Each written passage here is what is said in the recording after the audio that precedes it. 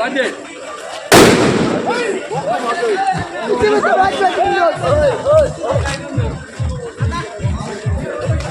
বলতে চান এত যে মানুষের উৎসাহ, কি বলতে চান আপনি এই যে আব্দুল্লাহ ভাই? আমি প্রথমে আপনাকে ধন্যবাদ জানাই এবং ধন্যবাদ জানাই বিশেষ করে আলগাপুরের জনগণকে আব্দুল্লাহ ভাইকে ভোট দিয়ে জিতানোর জন্য, এবং আমরা মোহনপুরবাসী আব্দুল্লাহ ভাইয়ের পক্ষ থেকে চিরকৃতজ্ঞ নতশিরে চিরকৃতজ্ঞ থাকব এবং আব্দুল্লাহ ভাই আলগাপুরের জনগণের সাথে সর্বদা থাকবেন এই আমরা সম্পূর্ণ মোহনপুরবাসী কথা দিচ্ছি।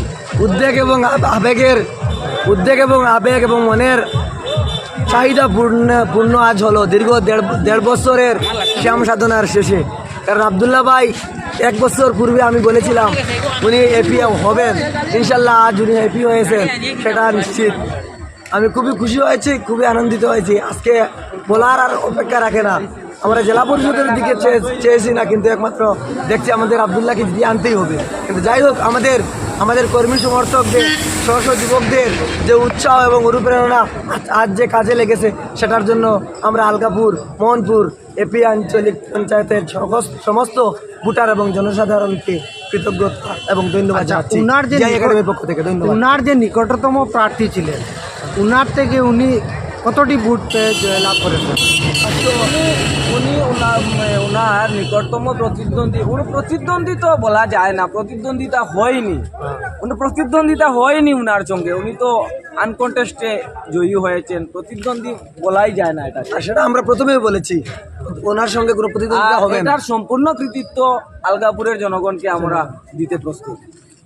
স্বতঃস্ফূর্ত যে তাদের প্রেরণা এবং তাদের উৎসাহ, আজকে সেটা জাগ্রত হয়েছে এবং আজকে সেটা আনন্দের বই প্রকাশ করতেছে। ঠিক আছে, ধন্যবাদ।